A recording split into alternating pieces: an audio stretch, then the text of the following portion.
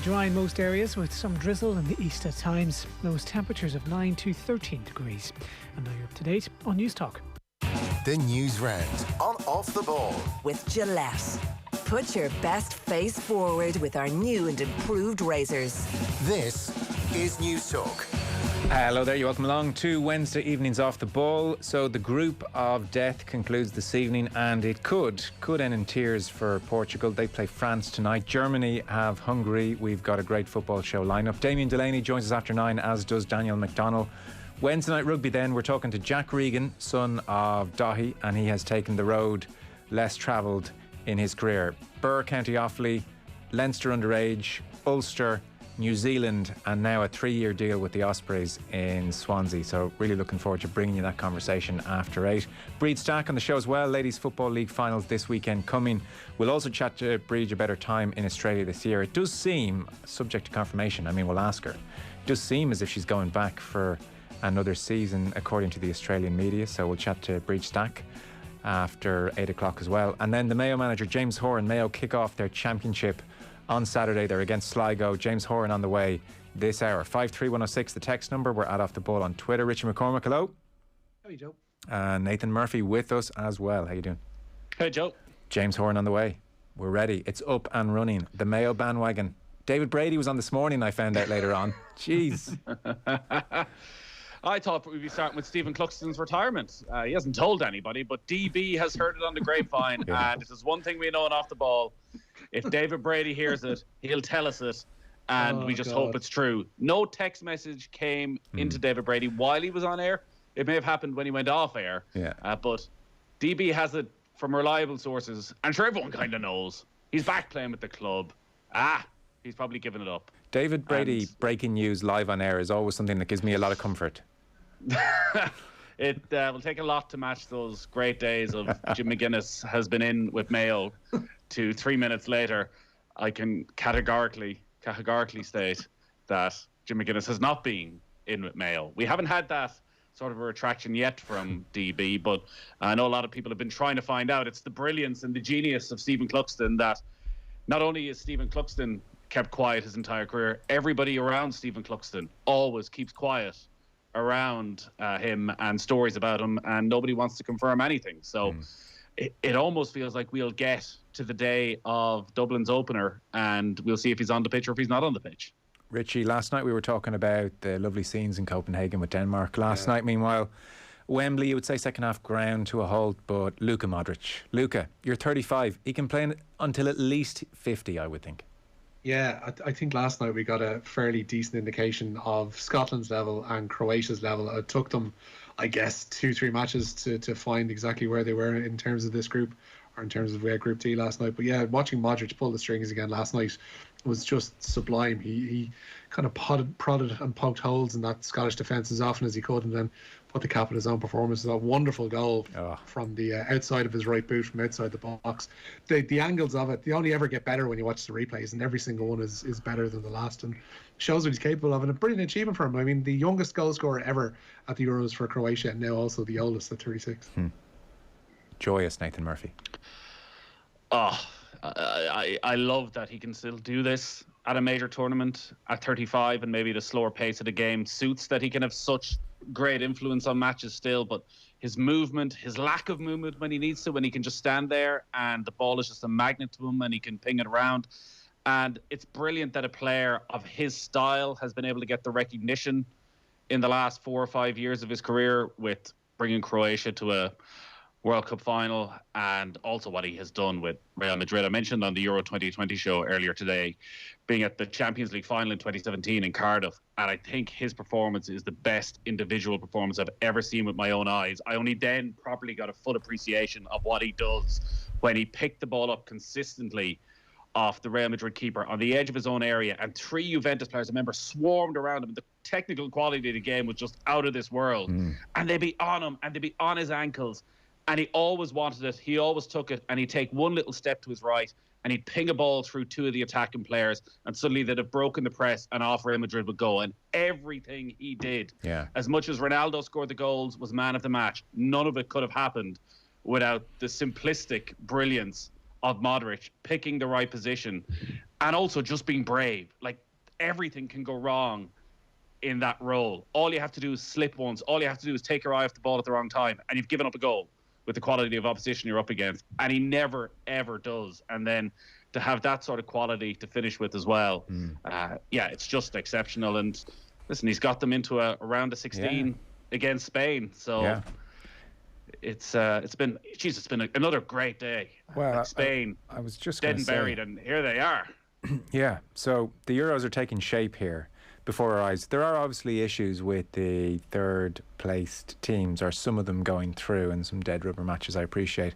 However, there is kind of an upside I hadn't expected, which is that goals are suddenly changing the paths to the final for teams on a sixpence here. So it's all changing very, very quickly. There's a certain excitement in that. So if you haven't seen any of the football this evening, Spain, as Nathan's referencing there, 5-0 winners against Slovakia, and then Sweden 3, Poland 2. So that suddenly changed a few things. There was a late Swedish goal.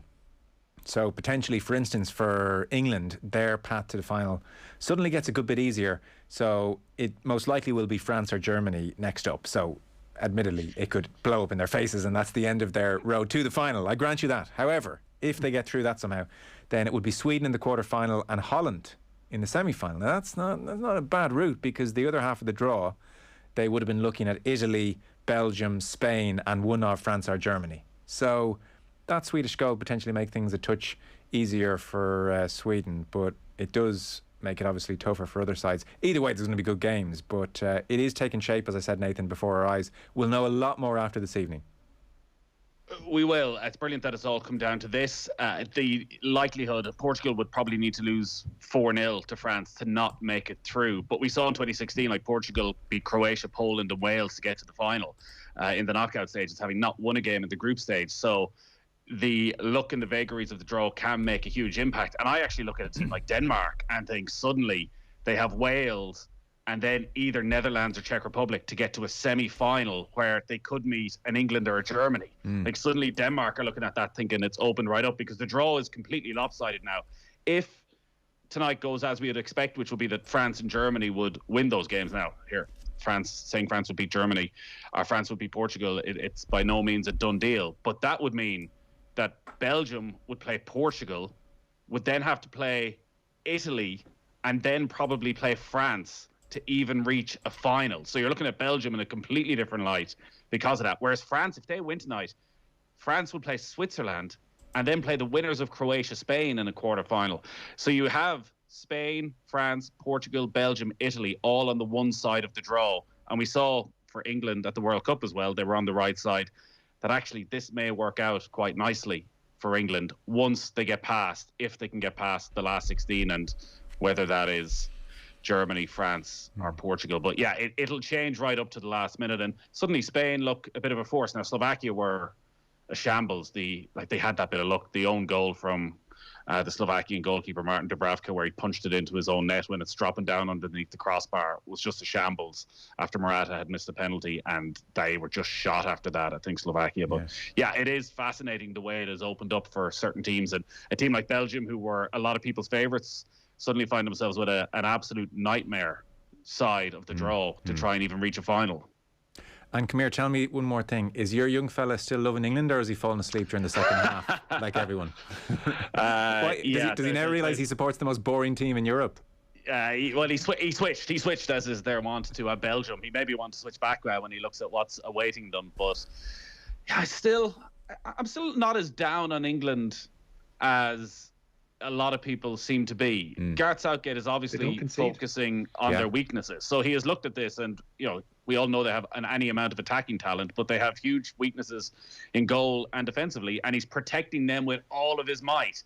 The problem is that he hasn't really been rescued to the extent that he would want by those attacking players, that Harry Kane hasn't got the 1 or 2 goals you would expect in the group stage that suddenly puts a bit of a flourish on their matches. But they still have enough there that they can grind out wins if they can keep it tight, not concede many goals, and trust that one of Grealish or Sterling or Kane will always nick you a goal. Maybe that'll be enough to get them a long way in this competition. But I think it's clear to see that we're not going to see a free-flowing England side in this tournament. But geez, Grealish last night, particularly in that first half. He's obviously not a little bit light in match practice, but with the expectation, the weight that was there, biggest game of his career, to go and grab it by the scruff of the neck was mightily impressive. Yes, agree. He was excellent. And Bukayo Saka actually was really, really good as well. So Phil Foden, I think, will have a nervous couple of days of training, looking over at Grealish and wondering, as you said, Richie, they're not conceding. So there's no style points right now on offer. But really, when you're into tournament football and now you're in the knockout stages, the approach that Southgate has gone with was never going to be that exciting in the group stages, and obviously was very poor against Scotland in particular on Friday night. But when you're coming up now against the big boys, then suddenly Calvin Phillips and Declan Rice and being pragmatic with your full-backs, that's kind of the deal anyway. And they've got home advantage all the way as well. So that's a massive boon for them, whereby they can sail through this entire tournament playing at Wembley, which will be huge for them. But as you mentioned there, the defensive efforts have been fantastic so far. They've got that screen in front of the defence in Phillips and in Declan Rice that's been working pretty effectively thus far. And nobody's going to pick either as man of the match because they don't do anything really spectacular or anything over the top, but they get the job done and they do what's required of them, which is protecting that defence. And if they manage to continue to do that for the next game or two, there is every chance that they could almost grease this towards the final as they did in 04, eking out results, scoring by the odd or winning by the odd goal, and managing to get over the line. It's not always your 5, 6, 7-0s and playing stylish, attractive football that do this. Even look at Spain in 2010 and what they did with the World Cup. They were a very high passing side in terms of their numbers, but were a bit of a chore to watch at times. Got over the line, won their first World Cup. We could well see the same thing from England this time around. Yeah, got to say though, I have my doubts. I'm disappointed with them. I thought they were going to be much, much better. I think I'm kind of writing them off in my head now. I just think there's a fragility there I hadn't expected. I thought they'd be better. As you said, they could absolutely grind this out. Who knows? May prove me wrong. Let's start the news round today with thanks to Gillette. Put your best face forward with their new and improved razors. And Richie, we're starting with the action this evening, including in Munich. Yeah, because Hungarian Prime Minister Viktor Orban has cancelled a trip to Munich for tonight's meeting of Germany and Hungary. The build-up to the Group F game has been dominated by talk of whether or not the Allianz Arena will be illuminated by rainbow colours. Munich's Mayor Dieter Reiter wanted to protest the draconian anti-LGBT laws introduced by Orban back in Hungary, but UEFA, of course, rejected the request. Local LGBT activists, though, have been busy outside the Allianz Arena. It looks like inside there is going to be thousands and thousands of rainbow-coloured flags to greet both teams when they arrive out onto the pitch. Couple of changes for Germany tonight. Manuel Neuer starts in goal. He'll captain the side. Matthias Ginter, Mats Hummels and Antonio Rudiger are their back three, with Joshua Kimmich and Robin Gosens as their wide players. Ilkay Gundogan and Toni Kroos will sit in midfield. And up front, then we've got Kai Havertz, Leroy Sané and Serge Gnabry. Thomas Muller dropping to the bench. He's nursing a knock. Meanwhile, Budapest is the venue for France's meeting with Portugal. A couple of changes for each side here. Hugo Lloris starts in goal. And we've got a change it right back for France with Sevilla's Jules Koundé coming into the side. Rafa Varane and Presnel Kimpembe continue at the centre of defence with Luca Hernandez on the left in place of Luca Digne. In midfield then we've got N'Golo Kante and Paul Pogba, this time joined by Corentin Tolisso. And then up front, the familiar trio of Antoine Griezmann, Kylian Mbappe and Karim Benzema. For Portugal, Bruno Fernandes drops out of their starting 11. They've got Rui Patricio in goal, Nelson Semedo, Pepe, Ruben Dias and Rafael Guerreiro in defence. Then we've got Danilo, João Moutinho and Renato Sanchez in midfield, with Bernardo Silva and Diogo Jota in support of the main man Cristiano Ronaldo. Both of those games kicking off at 8 p.m. Got to say, Nathan, the Irish friendly in Budapest and Euro 2020 have really put Viktor Orban on the map for me as just a horrible human being. I hadn't given him too much thought to him beforehand. Hey, and he's been able to back it up again and again and again, even in the matter of a few weeks. UEFA really tied themselves up in knots over this. What's political, what's not political, trying to stay apolitical.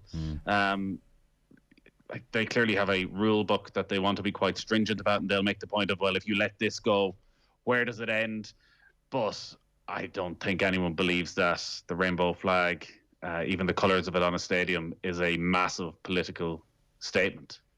No, the UEFA logic is it's specifically going after a law passed in Hungarian Parliament. Therefore, it's a bit too specific for us as opposed to the general we love everybody message that they're okay with. That's their logic. But as you said, they've started down this route now, which gets very difficult, I think.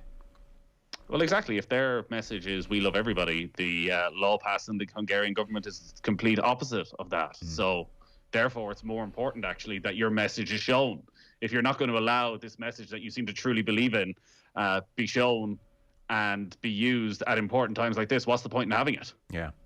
No, it's true. I was looking into the law. It's desperate stuff, and it's all about, it's very similar to that Russian one about the promotion of homosexuality amongst under 18s and banning the dissemination of content in schools or education in schools almost. And then one of the really grim, terrible things about it, I was reading as well, is that the same bill included very strict penalties for paedophilia, which possibly helped get it approval, but everybody as well realised there was a grotesque conflation of the two, and that was almost as objectionable as anything, and it's been roundly criticised, the whole thing. And there were mass protests outside Parliament when it was passed, but Victor is pushing his quote-unquote traditional Christian values through, away from Western liberalism. So I'm delighted to hear there'll be flags everywhere. In a perverse way, is there a degree of Dougal and Ted here with UEFA, and like everybody's talking about this now for the last 3-4 days, and Victor's staying at home, Richie, I wonder? Victor's staying, well, he's going to Brussels. He's not going to Munich. He's heading off to a more important meeting, it would seem, for him, at least anyway, tonight. But yeah, like Mats Hummels mentioned it yesterday in his press conference. I mean, it's brilliant that we're actually talking about these issues and that we're bringing them to light, and that it's not, football is never just a binary, one person scored more goals than another kind of ideal that some people might like to think it is. And we do have a situation whereby football has become the last bastion of sport, whereby it seems almost impossible for a male player to come out as gay, and that lack of representation for young kids in particular is huge. I mean, there's got to be young kids looking on who are kind of feeling their way out in terms of their own sexuality, who don't see themselves represented in top level football, whereas we're now seeing more and more across top level sports, and including American football now this week, that it is happening. So for an entire country, as Germany has done, when you look at the major cities like Frankfurt, Cologne, Dortmund and others now are going to be lighting stadiums in the rainbow colours tonight in solidarity with Munich who can't. We're going to have flags all over the stadium from the activists that are working outside. You've got Manuel Neuer wearing the rainbow captain's armband. Gini Wijnaldum for the Netherlands is saying he wants to do the same, and they're playing in Budapest in the last 16 this weekend. Antoine Griezmann as well offering his support on social media. It's snowballing, and it's working against UEFA, and UEFA have come out of this week looking like chumps. Well, yeah, and one last point on it, just to show now how confused they are about the whole thing. So they've released a big logo and statement in the last 6-7 hours. So on the same day that they have stopped Germany from the rainbow colours at the stadium, they have now released the UEFA logo in the rainbow colours to say UEFA respects the rainbow, and this grovelling, look, it's a symbol that embodies our core values and promotes everything we believe in, etc., tolerance of people, more egalitarian society regardless of belief, background or gender. So this has been the big UEFA press release today, on the day that they've stopped the stadium going in the colours of the rainbow. But you can check out their logo now in the colours of the rainbow. But that's not political. It's just the German thing is because of Hungary. But they can do their stadium in colours in a month's time, just not today, we think. We're not sure. We're just really sorry. That's where UEFA are right now, Nathan.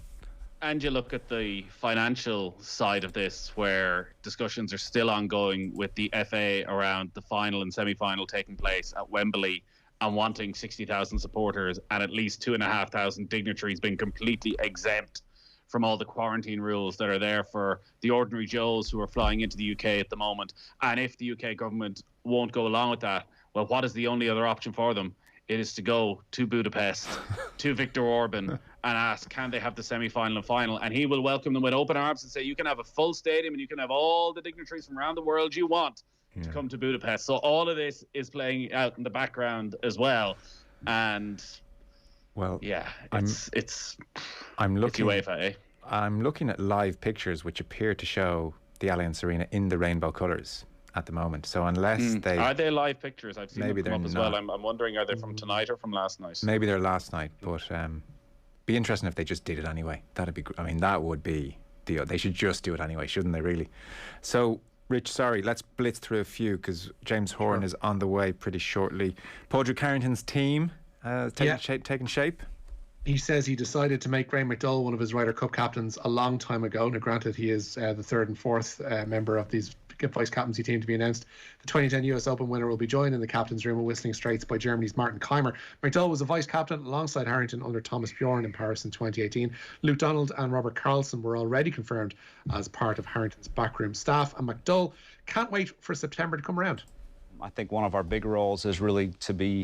to help Padraig, delegate responsibility.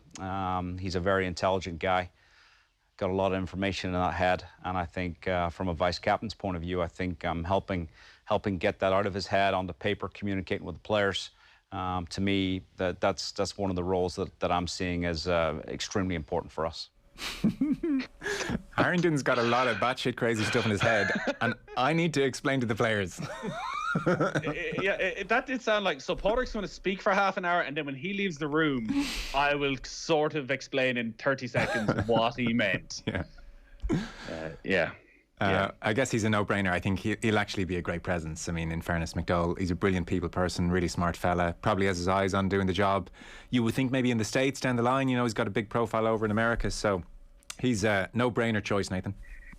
I think you're right. It's going to be fascinating to see how it plays out over the next few years. I expect Lee Westwood will succeed Harrington, and then there's a chance maybe for McDowell. There's going to be quite a few of them in the mix then, even as we come back towards Adair Manor in a few years' time. So whether he might be too old by then, Sergio will have to get it. Won't he? I suspect Sergio might get it when it comes to Adair Manor. I don't know if you could make Sergio a captain in America with his history, with Tiger, with the abuse that the European team would get.